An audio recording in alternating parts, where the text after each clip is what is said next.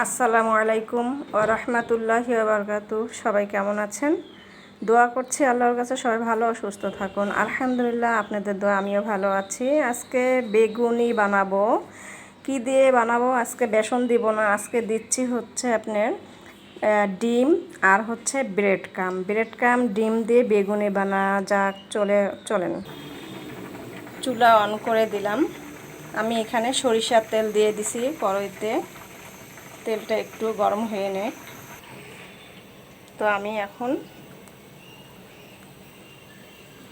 এই যে আমি ডিমের মধ্যে গুলিয়ে নিচ্ছি। তারপর আমি ব্রেড ক্রাম দেব। ডিমের মধ্যে ভালো করে বেগুনটা চুবাই নিয়েছি। এখন আমি ব্রেড ক্রামটা দিয়ে দিচ্ছি।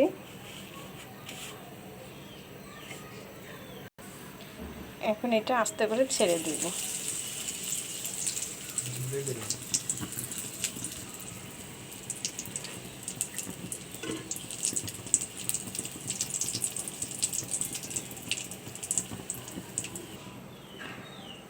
আমি দুঃখিত, মোবাইলের ক্যামেরায় কাজ করতেছে কম, তো আপনার মনে কিছু নেবেন না, আমি সরি। তো এখন আমি আবার আরেকটা বেগুনি ডিমের মধ্যে দিয়েছি, চুবিয়ে নিচ্ছি।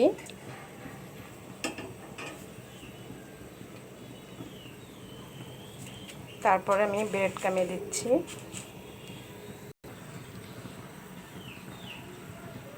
এখন আমি এটা ছেড়ে দিব।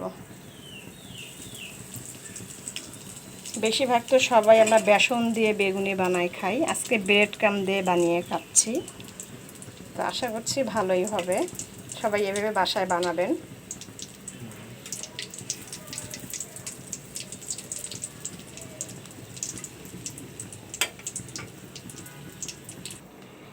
দেখুন, আমি আপনাদেরকে দেখানোর জন্য আমি আরেক পিস বেগুন ডিমের মতো, আমি কিন্তু ডিম লবণ দিয়ে গুলিয়ে নিয়েছি, সেখানে আমি বেগুনটা ভালো করে চুবিয়ে নিচ্ছি।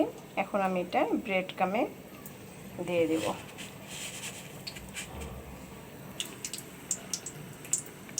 আমি এখন এটা তেলে ছেড়ে দেব।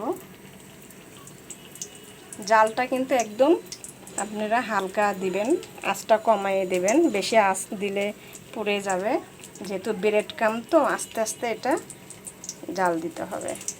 এই দেখুন আমি আঁচটা কতটুকু পরিমাণ দিয়েছি, এতটুকু পরিমাণ দিতে হবে।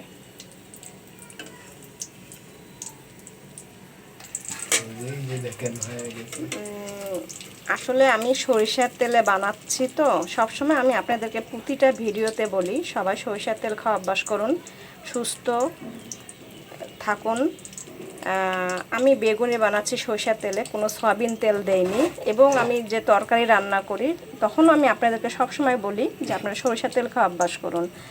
তো এর জন্য ফেনা উঠে গেছে, বোঝা যাচ্ছে না। তো এই দেখুন আমি এখন দেখাচ্ছি বেগুনিটা দেখতে কেমন হয়েছে। এই দেখুন আমি উঠিয়ে নিলাম।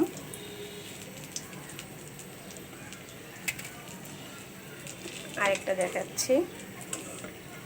এই দেখুন খেতে অসম্ভব মজা হবে। এটা ব্রেড ক্রামের বেগুনি বানাইলাম, আপনারা এইভাবে বাসায় বানিয়ে খান। গেস্ট আসলে বা আপনাদের পরিবার আত্মীয় স্বজন সবাই মিলে খেতে পারবেন।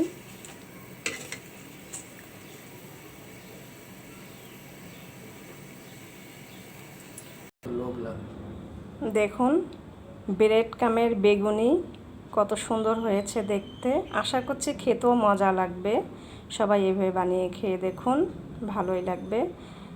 তো আমার জন্য দোয়া রাখবেন, আল্লাহ যেন আমাকে সুস্থ রাখে। আপনাদের জন্য আমি দোয়া করছি, আপনারা সবাই সুস্থ ও ভালো থাকুন, এই প্রত্যাশায় রেখে দিচ্ছি। আসসালামু আলাইকুম ওয়া রাহমাতুল্লাহি ওয়া বারাকাতুহু।